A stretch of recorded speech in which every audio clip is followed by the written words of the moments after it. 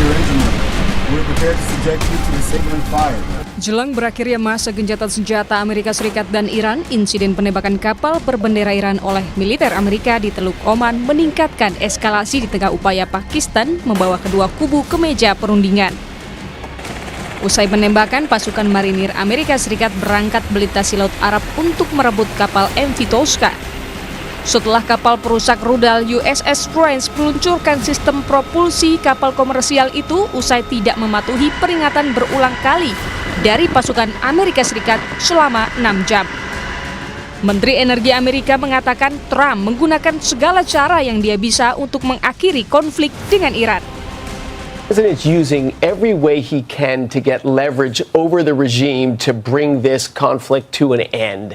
He's a creative negotiator. He uses pressure in different ways. He uses uncertainty in different ways. I think we'll have a nice end to this conflict and have the Middle East finally not have a constant terror, a constant risk over the regimes in the area, the economies in the area, and ultimately the flow of goods through the Straits of Hormuz. Media Iran Press TV melaporkan ketegangan di perairan itu memaksa militer Iran segera membalas aksi pembajakan yang dilakukan Amerika. Presiden Iran Masoud Pezeshkian menegaskan Iran hanya membela diri dan bereaksi. ما دنبال گسترش جنگ نیستیم، اصلا ما دنبال جنگ نیستیم. ما آغازگر جنگ نبودیم. ما به جایی حمله نکردیم. الان هم قصد این که به کسی حمله کنیم نداریم. حقوقمون رو میخوام. اینا با قلدری میخوان حقوق یک ملتی رو، یک جامعه رو ندن. ما صلح طلبیم. ما از خودمون داریم دفاع میکنیم. اگه انسانی از خودش دفاع نکنه مرده است. مثل یک انسانی که اگر یه ضربه‌ای بهش وارد میشه عکس العملی نشون میده. اگر انسانی بهش ضربه بزنن و عکس العمل نشون نده یعنی مرده است. به ما حمله کردن، ما دفاع کردیم. Kantor berita resmi Iran, IRNA, melaporkan bahwa Iran telah menolak ambil bagian dalam pembicaraan damai putaran kedua dengan Amerika Serikat setelah Donald Trump mengisyaratkan negosiasi baru akan berlangsung di Pakistan pada Senin malam. Saudara, 2 hari jelang berakhirnya gencatan senjata Amerika Serikat dan Iran, ketegangan di Selat Hormuz justru semakin meningkat usai Amerika Serikat menembak dan menyita kapal kargo berbendera Iran. Pertanyaannya, apakah serangan ini jadi strategi dari Washington untuk menekan Teheran? Kita bahas bersama dengan Atase Pemerintah Pertahanan RI untuk Iran pada tahun 2009 hingga 2012, Maijen Purnawirawan Budi Pramono, dan juga pengamat militer dan guru besar Saint Petersburg State University Rusia, Prof. Koni Rakalduni Bakri, yang telah bergabung bersama kami di Kompas Petang. Selamat petang semuanya. Halo, selamat siang waktu Saint Petersburg. Saya ke Prof. Koni dulu. Prof. Koni, nampaknya kita juga ikut deg-degan ya. Ini karena kan 2 hari lagi begitu kan. Gencatan senjata ini berakhir, justru ketegangan semakin terlihat di Selat Hormuz. Yang Anda baca, gencatan senjata ini apakah betul-betul dimanfaatkan kedua belah pihak untuk negosiasi tahap kedua, atau justru sebaliknya dimanfaatkan untuk mempersiapkan untuk perang terbuka? Itu bisa dua hal ya, terpisah. Karena kalau kita bicara tentang ekonomi aspek, sudah pasti kedua negara ini terdorong untuk segera sebenarnya menyelesaikan masalah. Tapi kalau bicara soal political aspek ini beda. Misalnya Trump kan menulis di Truth Social ya tentang serangan kemarin itu. Kami beri peringatan mereka tidak patuh, jadi kami hentikan dengan lubang ruang mesin. Lalu kemudian kapal dikuasai oleh marinir Amerika Serikat dan diambil, sehingga Iran kan langsung bereaksi dong. Ini namanya pembajakan bersenjata gitu kan. Dan pasti Iran mengancam balasan, karena itu nggak bisa diterima oleh Iran. Jadi menurut saya itu Hormuz semakin memanas karena Iran klaim kontrol penuh. Sementara Amerika juga mempertahankan blokade ini harus terus dilakukan untuk majukan Iran ke meja perundingan. Nah, apakah sekarang perangnya akan berakhir maksudnya dalam satu atau akan sambungkah dengan gencatan senjata jilid 2 setelah tanggal 22 ini selesai? Menurut saya perang kemungkinan bisa terjadi meskipun perang penuh itu kemungkinannya enggak terlalu tinggi ya. Lebih ke eskalasi maritim dan serangan udara menurut saya ini. Dengan apa yang dilakukan oleh mungkin ini juga mungkin menurut saya ini sangat mungkin tidak ada perpanjangan gencatan senjata. Karena kenapa Trump melakukan ini? Nah, kemudian kita mesti lihat juga kalau dari dampak ekonomi ini pasti kita sudah nggak bisa tahan. Indonesia juga sudah mulai menaikkan harga bahan bakar. dan semua memperkirakan ini akan berbulan-bulan. Dalam normal situation aja nih, ada yang bilang nih, kalau sampai Hormuz pun sekarang aman dibuka, itu akan panjang mungkin sampai Desember. Apalagi sekarang tuh orang melihat resiko sangat tinggi. Misalnya kita mau lihat di Rusia Group ya, Rusia tuh bilang ini 50-50 nih. Ada peluang untuk perang tuh restart dengan serangan udara besar-besaran. Akan terjadi. Ini menurut Rusia Group. Dan kalau menurut Polymarket misalnya, mayoritas trader tuh udah memprediksi konflik ini akan panjang sampai Desember. Nah, Anda bisa bayangkan secara ekonomi dunia ini akan tertekan sampai Desember. Reuters juga sudah bilang bahwa Trump itu ingin blokade itu terjadi sampai ini bisa selesai. Jadi memang ada ada ancaman saling bom ancaman, kita sebutnya saling bom ancaman di antara mereka berdua gitu, di antara dua yang Nah, jadi ada pertimbangan ekonomi dan politik yang kini juga nampaknya dipikirkan oleh kedua belah pihak begitu. Saya ke Pak Budi gini, sebagai mantan atasé pertahanan RI 2009-2012 tentu bisa dikatakan tahu betul bagaimana strategi militer ataupun geopolitik dari Iran. Karena yang terbaru media Iran sendiri melaporkan bahwa Teheran sendiri tidak mau akan ikut dalam perundingan yang akan dilakukan dan justru menyiapkan hal lain. Apa yang Anda baca dari pernyataan Iran ini? Baik Mas, terima kasih. Selamat sore. Selamat sore Prof. Koni juga selamat sore semuanya. Saya melihat inilah waktunya, saatnya menyampaikan apa yang disampaikan oleh Carl von Clausewitz dalam bukunya On War. Anything in war is very simple, but the simplest one is very difficult. Ya begini nih perang. Perang itu sesuatu yang sangat sederhana, tapi yang paling sederhana di dalam perang itu yang paling sulit dan itu yang paling complicated. Jadi kalau saya melihat perjalanannya dia naik turunnya, tarik ulurnya dan lain sebagainya, ini mungkin kita bisa melihat beberapa kriteria Mas. Kriterianya misalnya katakanlah apakah ini tuntutannya jelas. Nah ini yang harus dibedah. Kemudian apakah ini memang kredibel ancamannya.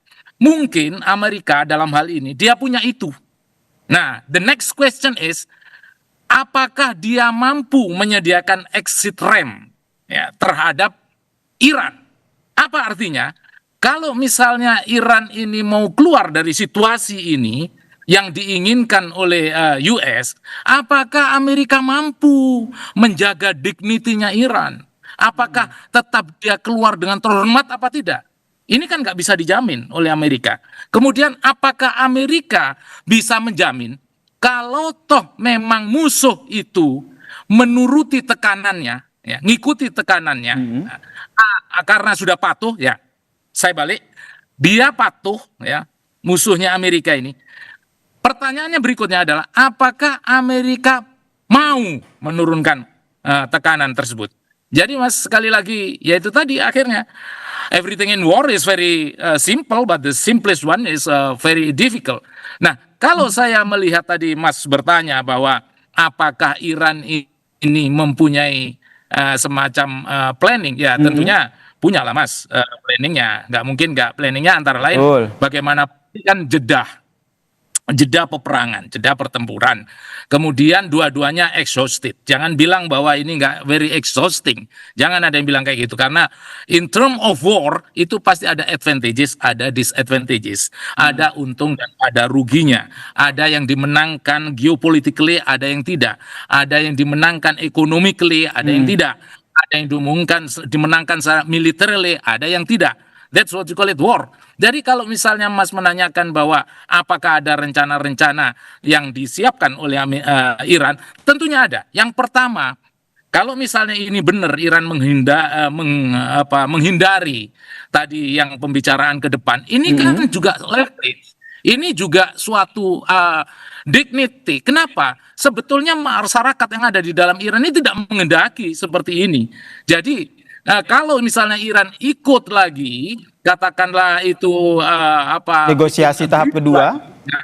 Tahap kedua, ini ya pemerintahan Iran harus tanggung jawab bahwa sampai sejauh mana dia mempertahankan national interest-nya atau sampai sejauh mana dia terikut bagaimana genderang perangnya Amerika. Ini kan sesuatu yang harus dipertimbangkan bagi Iran. Itu Mas kalau menurut saya. Begitu kompleks ya, karena kalau kita lihat dari Iran maupun Amerika Serikat sama-sama saling tidak percaya begitu. Tapi tadi kalau kita sederhanakan, seperti yang dikatakan oleh Prof. Koni, ada kepentingan ekonomi di situ, ada kepentingan politik di situ. Pertanyaan selanjutnya, dari dua kepentingan ini, apa yang lebih mendominasi sehingga betul-betul kedua negara ini bisa duduk bareng atau mereka mau tidak mau ada perang terbuka antara keduanya? Jangan dijawab dulu, kita lanjutkan perbincangan kita usai jeda berikut ini. Tetaplah bersama kami di Kompas Petang. Kita masih membahas soal 2 hari jelang berakhirnya gencatan senjata antara Amerika Serikat dan Iran. Justru ketegangan semakin meningkat terjadi di Selat Hormuz. Pertanyaan gantung saya tadi ke Prof. Koni. Prof. Koni, tadi Anda menyampaikan bahwa secara garis besar sebenarnya pertimbangannya ada politik dan juga ekonomi. Menurut Anda, mana yang lebih mendominasi? Kalau saya kaitkan dengan apa yang terjadi di Selat Malaka, kalau nggak bisa enggak kita harus lihat Indonesia konteks ya. Ada dua yang terjadi, isu Selat Malaka kemarin kapal perang dan kemudian blanket overflight yang katanya sedang dibahas. Jadi menurut saya ini sudah jelas Amerika sedang bermain dalam aspek politik. TNI Angkatan Laut telah confirm bahwa USS Miguel Cate kemarin sudah lewat di Selat Malaka 18 April. Dia mau ngapain sih si Miguel Cate ini? Dia tuh mau langsung menyambung pernyataan Pentagon. Pentagon kan bilang Amerika memperluas operasi global untuk mengejar kapal-kapal Iran atau yang mendukung Iran di luar Timur Tengah, termasuk kawasan Indo-Pasifik dan Selat Malaka. Apa alasannya? Selat Malaka ini menurut mereka menjadi pusat dark fleet tanker. Apa itu dark fleet tanker? Adalah kapal-kapal mengangkut minyak Iran secara tersembunyi. Dan katanya tuh ada sekitar puluhan kapal shadow fleet. Nah, intinya Miguel Cate ini bukan kebetulan. Dia ini bagian dari strategi global interdiction-nya Amerika Serikat untuk menekan Iran dimanapun. Nah itu kenapa kalau kita kaitkan kepada rencana atau proposal yang menurut saya agak aneh, masa proposal sejak Februari belum selesai tentang blanket overflight, itu sangat bahaya karena Indonesia akan pasti terseret ke konflik ini gitu, karena kita yang punya Selat Malaka. Nah sekali lagi pemerintah Amerika mengusulkan blanket overflight periods itu harus betul-betul diperhatikan oleh DPR, karena saya apresiasi sangat kepada Kemlu yang sudah menyatakan bahwa dia tidak akan memberikan akses. Tapi kembali, Indonesia kan selalu penuh kejutan. Tiba-tiba BOP juga tanda tangan. Nah ini jangan sampai. Sebab kita tuh harus tetap pegang dan harus konsisten melarang penerbangan apapun di atas udara kita yang terkait blanket flight, terkait kebutuhan operasi militer dan logistik ya. Saya nggak cuma bilang operasi militer, tapi operasi dukungan perang dan logistik Amerika Serikat. Karena kalau di Indonesia menyetujui, Indonesia dan nasibnya akan seperti Dubai, akan dianggap memihak dalam konflik tersebut, dan we like it or not, kita akan terseret ke dalam konflik seperti Dubai dan kawan-kawan gitu. Dan ini nggak boleh terjadi. Itu kenapa betul-betul kita harus kawal ketat nih dua hal itu. Tentang Malaka, kenapa jangan sampai Miguel Cate ini diikuti oleh USS Miguel Cate diikuti oleh yang lain. Dan sekali lagi right of transit passage, dia kan excuse-nya itu right of transit passage. Oke, kalau right of transit passage karena kita UNCLOS dan ALKI kita. Tapi kalau mengejar kapal-kapal Iran atau apapun yang mendukung Iran sampai ke sana, Indonesia harus bersikap tegas dan kita nggak boleh sama sekali membuka peluang kita masuk ke dalam konflik ini. Oke, ini yang benar-benar harus diperhatikan oleh pemerintah Indonesia dalam mengambil sikap terkait dengan perang yang terjadi ya. Kalau dari Pak Budi sendiri melihatnya seperti apa? Kalau kita melihat ketegangan yang terjadi di Selat Hormuz begitu, harapan kita bersama kan keduanya bisa negosiasi lagi. Tapi nampaknya ini alot. Menurut Anda, apakah ini karena syarat yang disampaikan oleh AS ini terlalu sulit atau menjadi ganjalan terbesar yang dianggap tidak masuk akal? Ya Mas, jadi begini Mas, tadi Mas menanyakan yang pertamanya sampai sejauh mana involvement dari Russia sama China. Ya saya berangkat dari sana dulu. Mas perlu kita sadari bahwa the existence of China ya dengan situasi perang seperti ini sangat diuntungkan. Semakin prolong the war, semakin Amerika exhausted dalam hal ini, kemudian masuk dalam wilayah perang darat yang ada di Iran, ini Cina sebetulnya happy. Kenapa? Karena kita harus ingat bahwa China sama Amerika ini dia focusing in South China Sea. Nah di South China Sea ini di sana ada AUKUS, ada Squad yang bapaknya itu ya founding fathersnya adalah Amerika. Apa artinya? Saat sekarang ini Amerika seeing neglecting others. Dia sekarang sedang fokus ke arah Middle East. Apa artinya? Sehingga di sini yang namanya Taiwan yang saat sekarang ini banyak fully di backup sama Amerika. Dengan Amerika bergeser sedikit ke Timur Tengah, ini memberikan kelonggaran kepada Cina, dan economically Cina akan semakin meningkatkan BRI-nya yang dia influence langsung di daerah Timur Tengah. Bagaimana dengan Rusia? Rusia tentunya di sini juga sangat diuntungkan. Kenapa demikian? Amerika yang selama ini sedikit banyak membantu Ukraine dalam hal ini dengan dia focusing on Middle East, sehingga Rusia di sini bisa merasa agak longgar bagaimana Ukraine and Russian warfare. Nah, di samping itu ya, sekali lagi saya selalu sampaikan bahwa baik Cina maupun Rusia, katakanlah Iran itu masuk dalam SCO, Shanghai Cooperation ya, masuk dalam organisasi yang dibentuk oleh China. Tapi tidak ada jaminan Cina untuk military backup. Bagaimana dengan Russian to Iran? Iran every time I speak up bahwa belum ada mutual binding defense agreement. Tidak ada agreement yang benar-benar sebagai blueprintnya antara Iran sama Rusia. Artinya apa? Artinya tidak ada physically backup. Namun demikian, kalau below the surface, baik itu intelijen, baik itu masalah cyber, baik itu masalah high-tech, ranjau laut, dan lain sebagainya, segala alpal dan alutsista, bagaimana selama ini Iran bisa bertahan, saya pikir ini sudah public secret. Pertanyaan Mas yang kedua tadi apa? Maaf. Berarti dengan kata lain, kalau seandainya perang terbuka ini akan terjadi karena negosiasi ini mandek, menurut Anda Rusia dan Cina sendiri mereka tidak akan mengambil sikap secara terbuka untuk membela ataupun ikut terlibat dalam perang ini ya? Exactly, Mas. Exactly. Jadi both of the countries, kedua-duanya itu menghindari physical conventional warfare. Ya, prolonged warfare baginya mereka adalah sangat menguntungkan. Itu menurut saya, Mas. Baik, kalau dari Prof. Koni sendiri melihatnya seperti apa kalau kita melihat ini kan sudah 40 hari Iran ternyata bisa dikatakan bisa mampu meladeni Amerika Serikat. Jika perang kembali pecah, seberapa siap antara Iran maupun AS dalam segi kekuatan militer, terutama juga kita juga tidak memungkiri ada dana yang juga harus dipersiapkan begitu besar dalam perang ini. Ini ya, Rusia buat Iran, kita mesti lihat dia tuh sudah all out. Karena bagaimana sih negara sedang normal-normal berjalan, tiba-tiba yang di-attack semua pemimpinnya dan lain-lain. Jadi kalau buat Iran ini sudah hidup mati. Kita lihatlah bagaimana kampanyenya Iran seperti itu kan. Nah, dan perhatikan juga Presiden Putin itu sudah bilang ya, sebenarnya Presiden Putin sudah menyatakan Hormuz itu telah menjadi senjata nuklir Iran. Jadi buat saya Iran tuh nggak akan pernah mundur dari Hormuz kalau memang itu dianggap senjata nuklirnya ya. Even Lavrov kan sudah bilang nggak ada solusi militer untuk krisis ini karena Rusia itu sekali lagi akan siap membantu penyelesaian tapi menghindari konfrontasi bersenjata. Seperti disampaikan tadi oleh Pak Budi juga, Cina juga mungkin akan menghindar karena dia harus lebih konsentrasi ke urusan dalam negerinya. Tetapi semuanya merasa bahwa sekarang ini memang tidak bisa mundur begitu atau threat begitu aja loh. Nah, kalau ditanya sekarang dukungan Rusia seperti apa? Dukungan Rusia pastinya tidak akan pernah menurut saya tidak akan kirim pasukan atau terlibat operasi tempur, tetapi pasti lebih ke proksi dan diplomatik. Bagaimanapun Rusia tuh, kalau saya boleh sampaikan nih, tapi ini pribadi ya di luar kampus saya, ya sakit hati lah dia digunakan bagaimana Ukraine digunakan sebagai proksi. Nah sekarang buat Rusia ini menjadi menarik kan untuk menghajar Amerika lewat perang ini gitu. Jadi dia nggak akan langsung tempur, tapi dia sekarang merasa oke lah ini saya bisa digunakan sebagai proksi saya. Nah kalau sampai yang terjadi pun maritim war pecah, kemungkinan besar tuh Rusia pun hanya akan meningkatkan retorika dan yang pasti dokumen. Tadi yang dipertanyakan, misalnya senjata intelijen dan lain-lain, mungkin drones dan lain-lain. Itu yang akan dilakukan Rusia menurut saya. Dan ini kan sebenarnya masih punya waktu 2 hari begitu. Nah 2 hari ini sebenarnya lebih dimanfaatkan ke apa yang dilakukan oleh kedua belah pihak? Rembuk negosiasi atau justru sama-sama menyiapkan amunisi militernya untuk perang terbuka masing-masing? Saya ke Prof. Koni dulu, singkat. Singkatnya udah berat lah karena apa yang dilakukan oleh marinir Amerika Serikat melumpuhkan US Prince, kemudian masuk kapal, kemudian menyita kapal, itu buat Iran itu parah tuh, dan dia nggak mungkin mau terus ke meja perundingan kalau begini caranya. Itu kan serangan bersenjata namanya. Baik, kalau dari Pak Budi sendiri melihatnya bagaimana? Ya Mas, kalau menurut saya ini semua sekali lagi dia persiapan untuk the next level.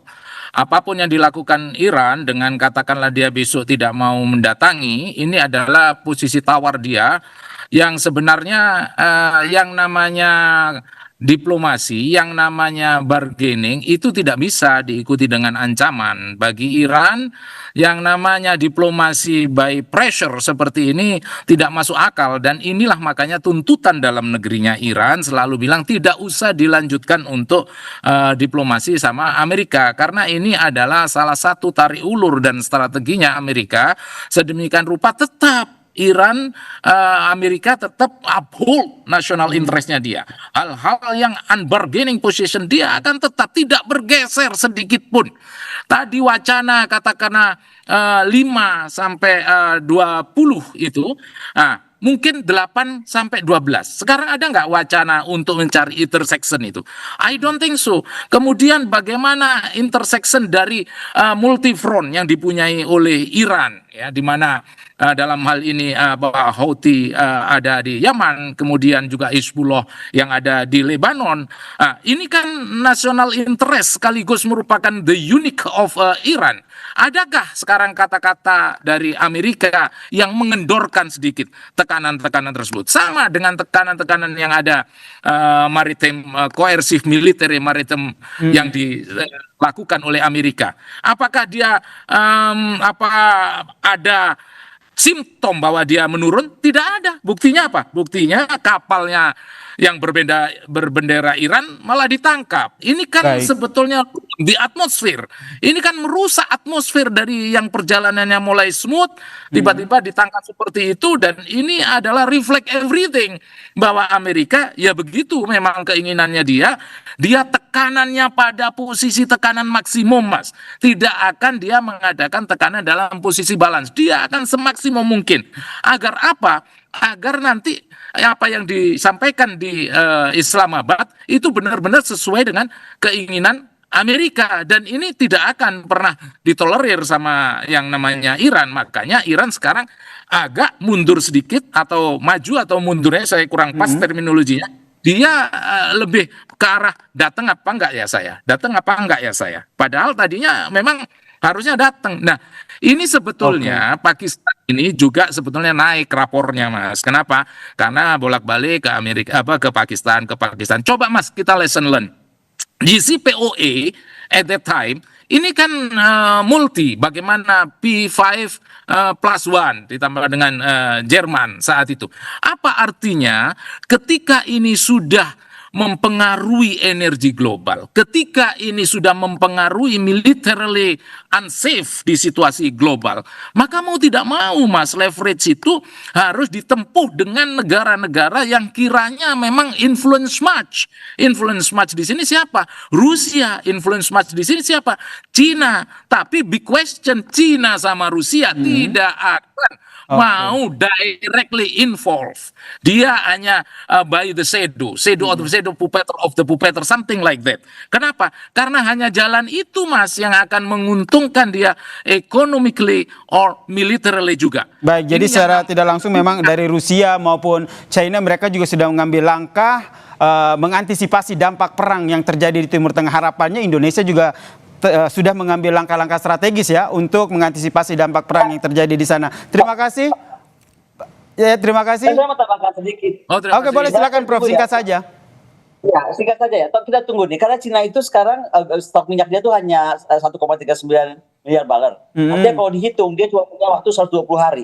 Jadi kalau perang ini melampaui 120 hari, pasti Cina akan turun tangan. Saya yakin. Baik, kita nantikan seperti apa ya langkah-langkah yang diambil oleh negara-negara yang punya kuasa, dan sebenarnya mereka bisa ikut andil begitu dalam mendamaikan perang di Timur Tengah. Terima kasih Prof Koni, terima kasih Pak Budi telah berbagi perspektifnya di Kompas Petang. Salam sehat semuanya. Terima kasih, Prof.